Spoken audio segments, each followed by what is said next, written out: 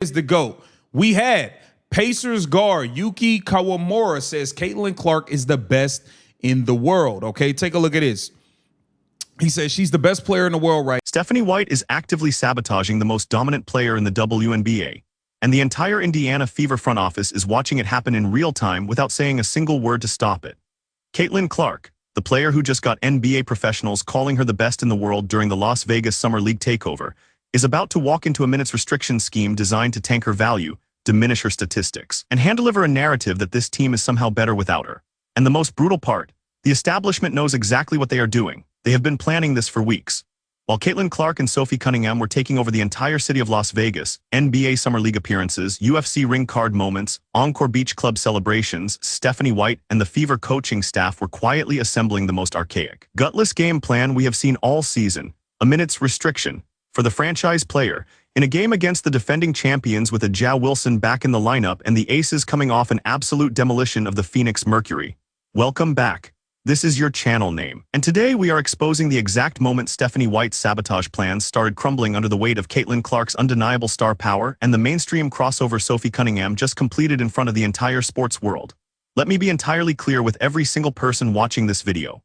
What you are about to see is not a coaching decision. It is not load management. It is not a strategic adjustment. It is a calculated, deliberate attempt to control a player who has become bigger than the franchise, bigger than the coach, and bigger than the old guard establishment that runs the Indiana Fever front office. And I have receipts. I have the timeline. And I have the one detail that nobody on mainstream television is willing to say out loud because of what it proves about who actually runs this league. Before we get into what happened in Las Vegas and why Stephanie White is about to face the biggest test of her coaching career, I need you to understand the stakes of the game the Fever are walking into. The narrative machine is already running. If the Fever lose this game against the Aces, the media is going to hang it over Caitlin Clark's head.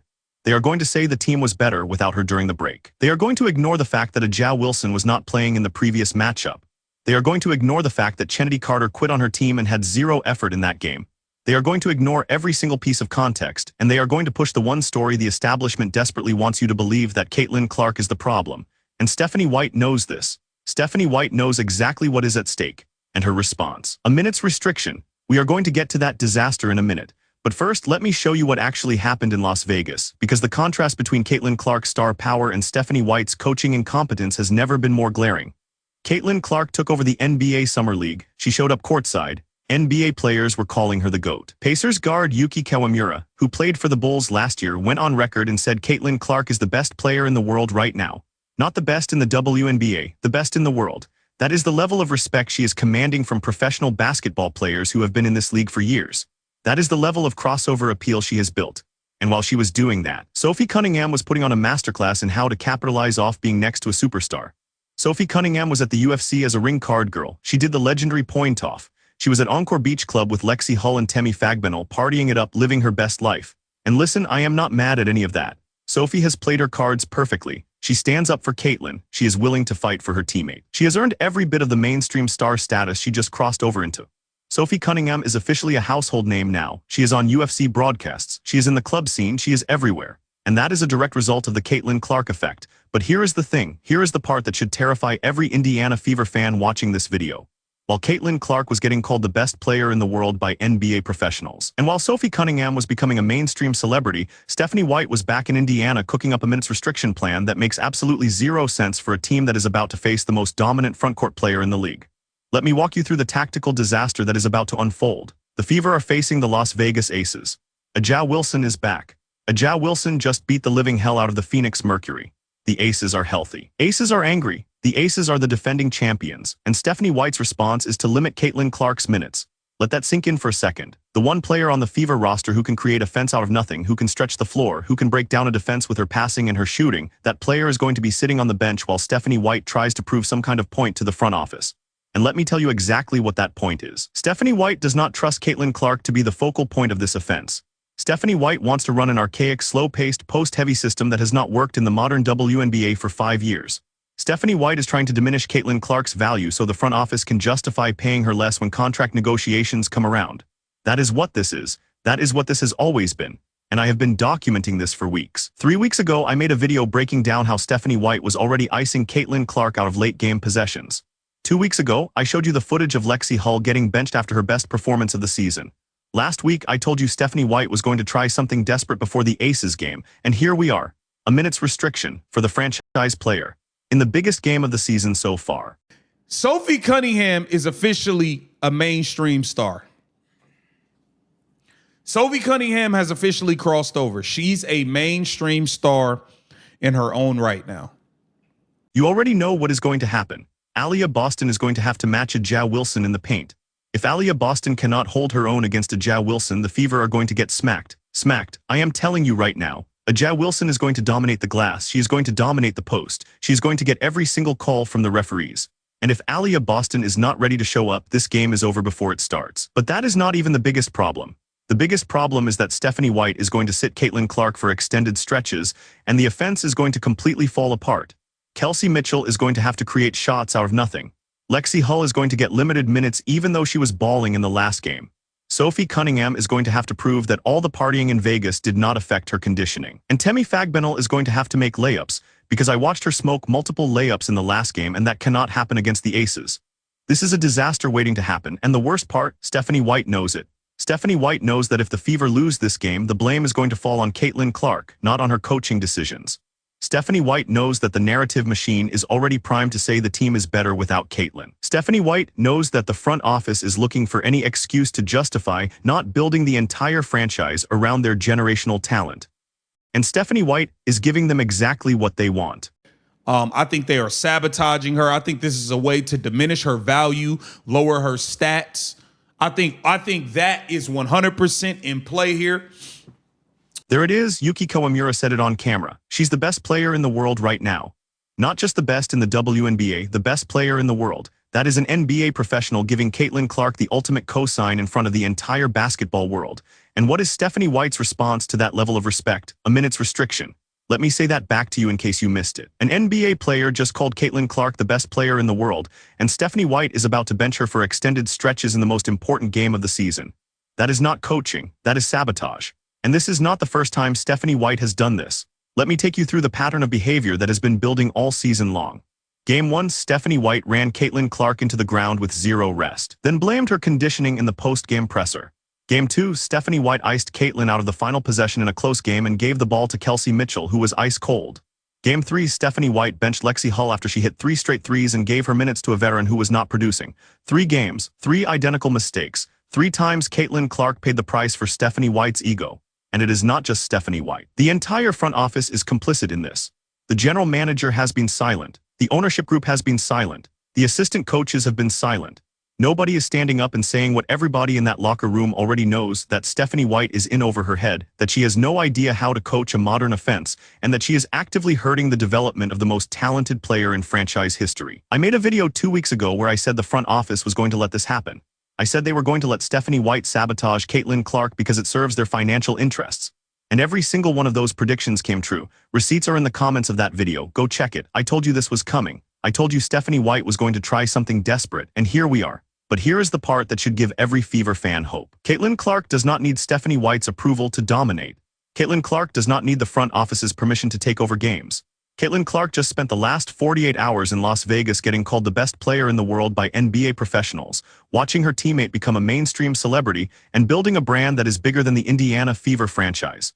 And when she steps on that court against the Aces, she is going to prove once again that she is the most important player in the WNBA. Sophie Cunningham is going to have to back up all the Vegas hype with her performance. Lexi Hull is going to have to demand minutes with her production. Kelsey Mitchell is going to have to make layups, because I watched her smoke multiple layups in the last game, and that cannot happen against a Ja Wilson's defense. Aliyah Boston is going to have to show up in the paint and prove she can hold her own against the best post player in the league. And Stephanie White is going to have to make a choice. She can either unleash Caitlin Clark and let her be the focal point of the offense, or she can stick with her archaic minutes restriction plan and watch the Fever get demolished on national television, while the entire basketball world asks why the best player in the world is sitting on the bench. Is the GOAT. We had Pacers guard Yuki Kawamura says Caitlin Clark is the best in the world. Okay, take a look at this. He says she's the best player in the world right. Sophie Cunningham has officially crossed over. She's a mainstream star in her own right now. She is on UFC broadcasts. She is the face of the Vegas nightlife scene. She is everywhere. And that crossover happened because she played her position perfectly next to Caitlin Clark. She defended her teammate. She stood up to the bullies. She capitalized on every single opportunity the Caitlin Clark effect gave her. That is a masterclass in personal branding. That is how you turn proximity to greatness into your own platform. But now comes the hard part. Now Sophie Cunningham has to prove that all the Vegas hype translates to production on the basketball court. Because Aja Wilson and the Aces are not going to care about UFC appearances. They are not going to care about Encore Beach Club parties.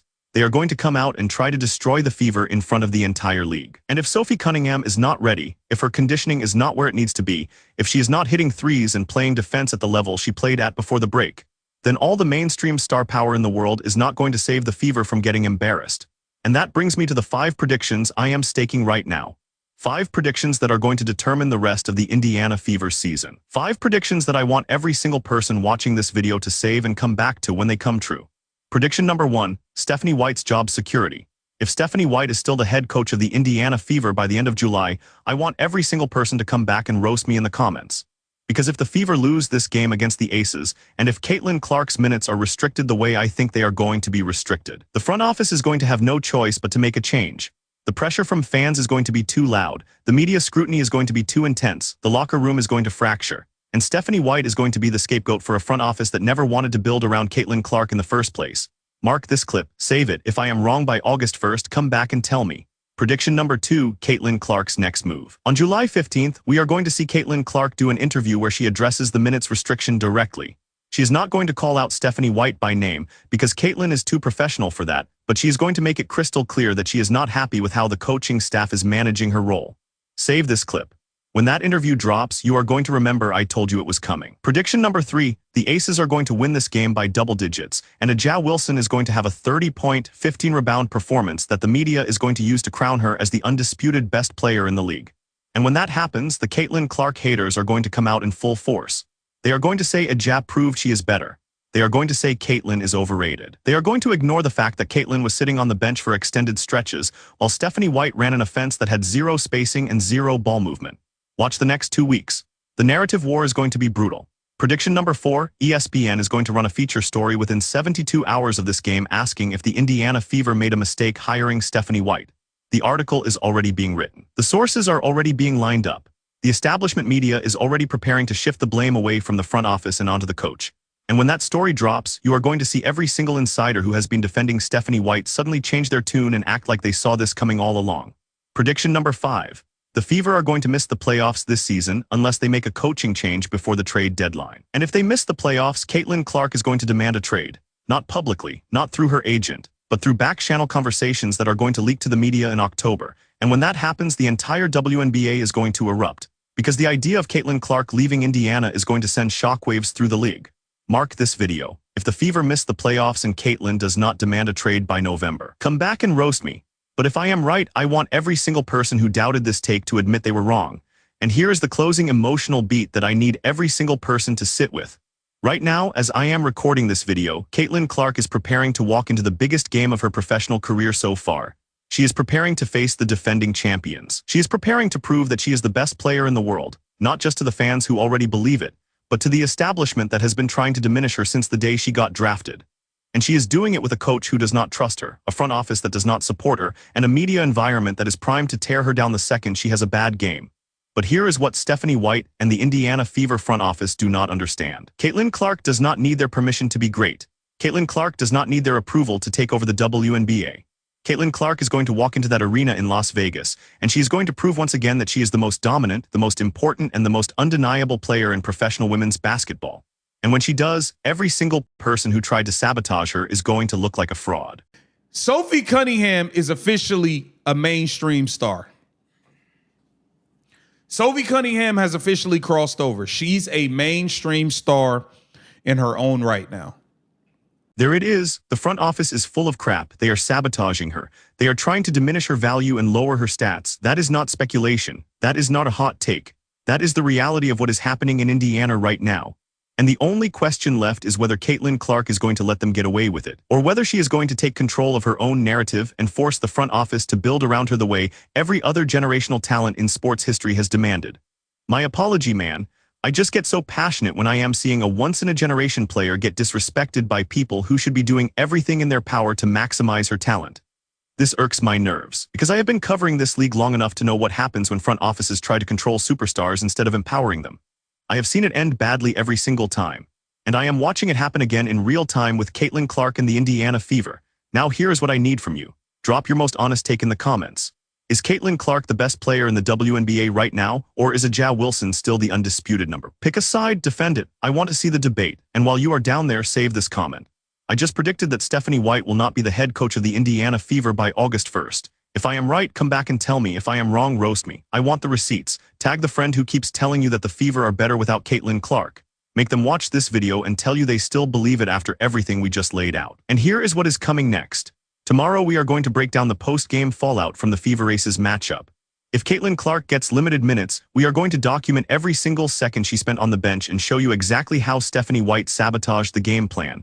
If the Fever get blown out, we are going to break down the tactical failures that led to the loss. And if Caitlin Clark goes off for 35 points and proves she is the best player in the world, we are going to show you every highlight and force the establishment media to put some respect on her name.